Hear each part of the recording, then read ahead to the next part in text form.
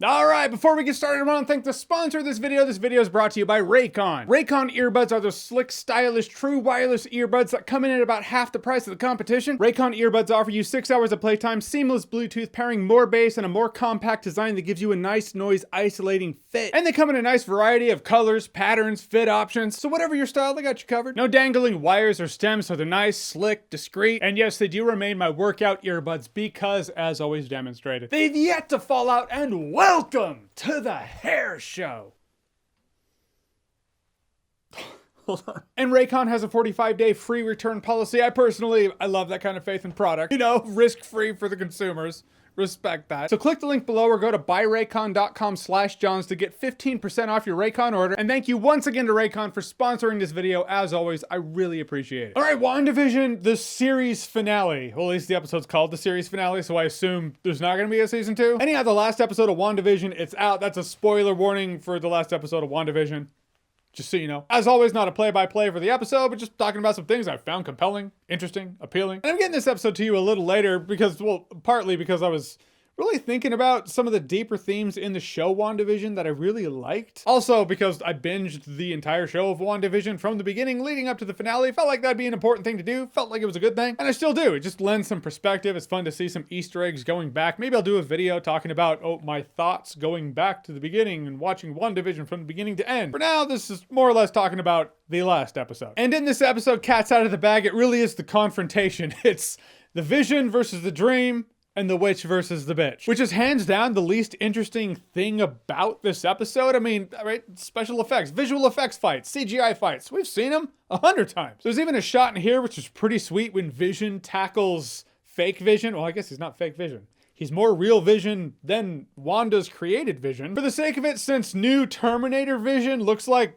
Vision pre-order DLC skin pack. That's totally what I thought of when I saw him anyway. I was like, that's a pre-order skin for a video game.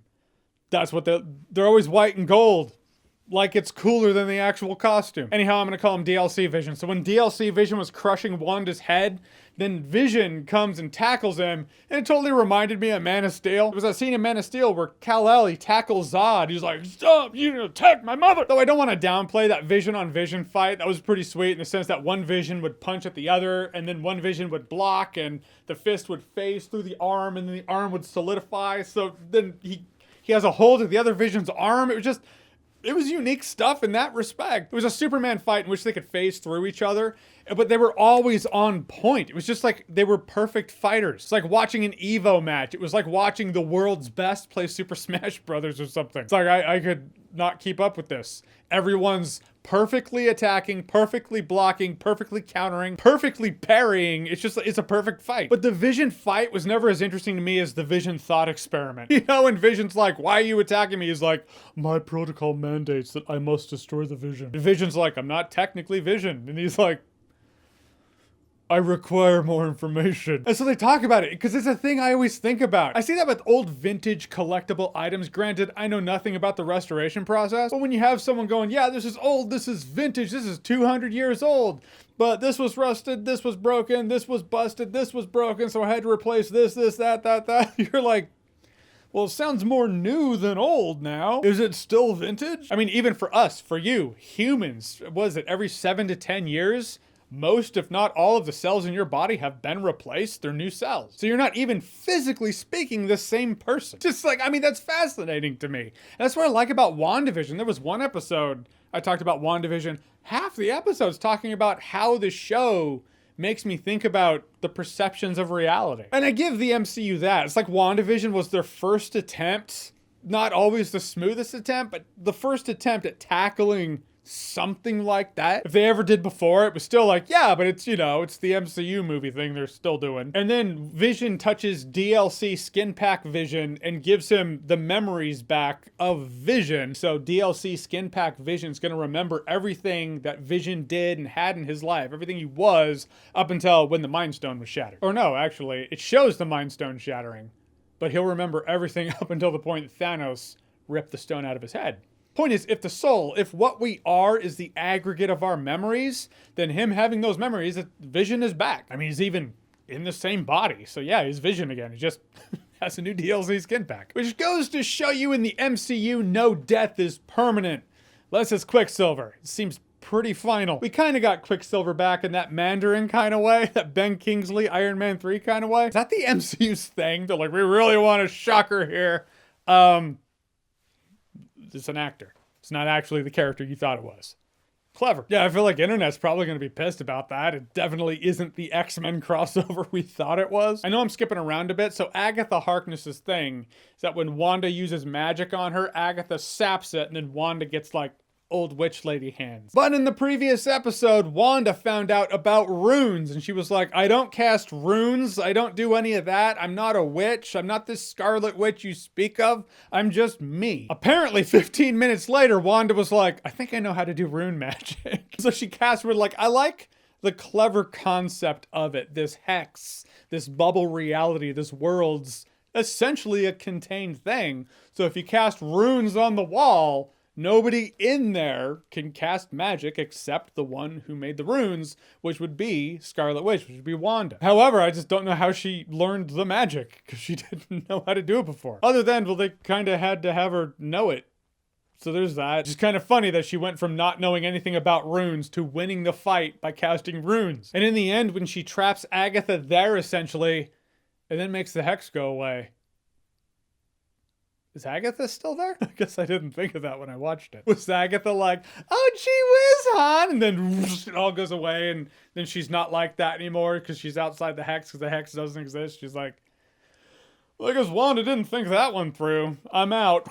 Well, don't know, but there was a tear-jerking goodbye there, you know? Like Wanda saying bye to her kid, she's saying bye to Vision. It's all super sad, super heartfelt, gut-wrenching and all that. Saying goodbye to her created family that can't exist outside the hex. She doesn't know her boyfriend's actually alive out there in a new DLC skin suit if you pre-order today. But as interesting as this show was when it dealt with perceptions and realities, and something I still saw on here that I'll get to in a second, it still falls into the MCU isms of, well, Agatha, I just don't care about as a villain. She kind of showed up to cause trouble for Wanda because she wanted to know how Wanda got so powerful out of nowhere. So that whole "it was Agatha Harkness all along" song, that song was bullshit because it wasn't. It was Wanda all along. It was Agatha all along, just like there was that Luke Skywalker level cameo. Where was that? They were like, oh, there's this Luke Skywalker style cameo. Who?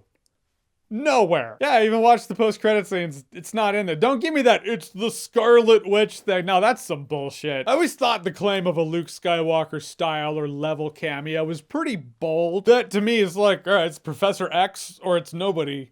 Because who else would it be that's that level? People have been stuck on Mephisto for weeks. He's not here. Theories are still happening though. People are holding on to that theory. They're like, but technically in the post-credit scene, so if Mephisto, just probably not, it's fine. So mid-credit scene, Monica Rambeau runs across a scroll and she's like, all right, so a friend says, you've been grounded. Let's get the fuck out of here. So we're going to see more Monica Rambeau, probably in Captain Marvel 2 or her own movie, but it took Black Widow this long, so Captain Marvel 2. And the post-credit scene when Wanda's like, I'm staying off social media forever.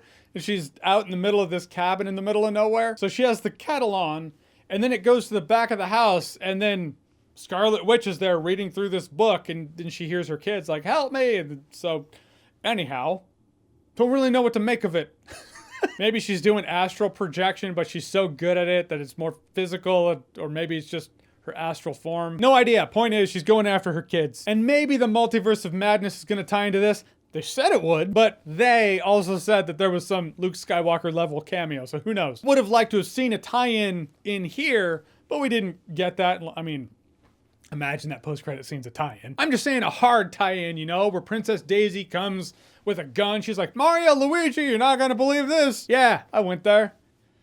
That's a cut. But I will say this, Wanda Maximoff is absolutely, positively, most definitely one of the most compelling villains the MCU's ever had. I know the list on that is short, but she's top tier. And yeah, she's a villain. I'm just saying, she is. Feels weird to say, because she's Wanda, we love her and all that, but you just kind of look at the situation she is. She kept an entire town hostage, mentally enslaved them in a state of what's called in the show agony. And that all just, it really fascinates me because it does play into the perceptions of reality and perspectives. Something that's in WandaVision, always kind of under the surface, but it's the thing I like most about WandaVision. It's what I liked about the finale. I didn't care about the CGI fights. I thought they were fine, but it's that concept when it just kind of hit me. I was like, so Wanda's a villain. She's actually an asshole. I get that it was out of a state of agony and she had her whole best intentions for doing it, but so does every villain. Every villain is the hero of their own story, right? That's the phrase. But I also got to thinking of the fact that while I knew that she did that, while I'm watching the whole heartfelt goodbye,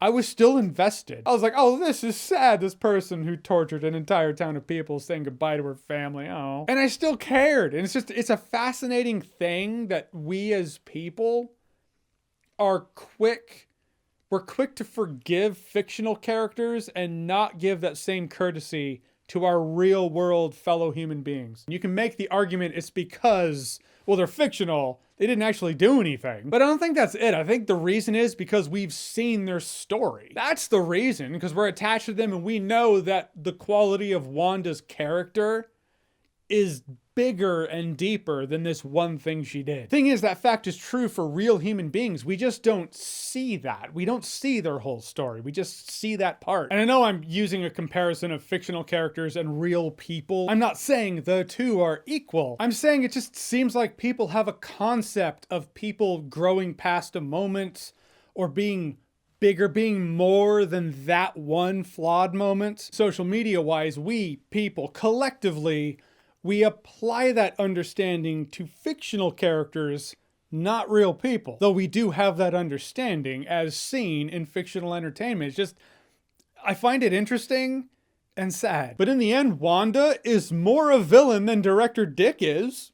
I mean, there's that. It's weird to say. His main goal and focus for the show was trying to get in there and free the citizens of this town from the mind-controlled torture of Wanda Maximoff. So to them, he's a hero. To all the citizens of this town, while they're having their PTSD for the rest of their lives that they'll most definitely have, I imagine they'll have this guy's picture above their fireplace. And I think that's the reason in the show they had Director Dick. I still call him Director Dick. Always will. But I think that's the reason they had him shoot at Wanda's kids, because if they didn't do that, you can just make the argument that though he did some shady stuff, he wasn't wrong, and he was just trying to liberate a town from physical and mental captivity and torture. Director Dick did some shady stuff, but so did Tony Stark. I'm not talking about when he was an arms dealer. I'm talking about after he had his moment of enlightenment. Years later, Tony Stark recruited a minor to fight with him at an airport against superpowered individuals and lied to the kid's legal guardian about it and where he was taking him. Incredible job your nephew did this weekend at the Stark internship retreat. So what is that? Kidnapping? Child endangerment? Tony Stark should probably go to jail for that one, but no, we're all crying at his funeral. No one's gonna cry at Director Dick's funeral because what, he's an asshole. So it does show how susceptible we are to having our perceptions and perspectives of heroes and villains manipulated. You know, the reason I bring all this up is because there is a social media link that's there that I'm seeing. I don't even think the show meant to do it, but it's there. Because in WandaVision, you have heroes and villains and perceived heroes and villains. You have Wanda, who's the tragic hero, and Director Dick, who's just, he's gonna go to jail and rot because he's a villain and we hate him. Wanda caused a lot more damage than Director Dick did. And on the next adventure, she'll definitely return to the MCU and we'll have her back and,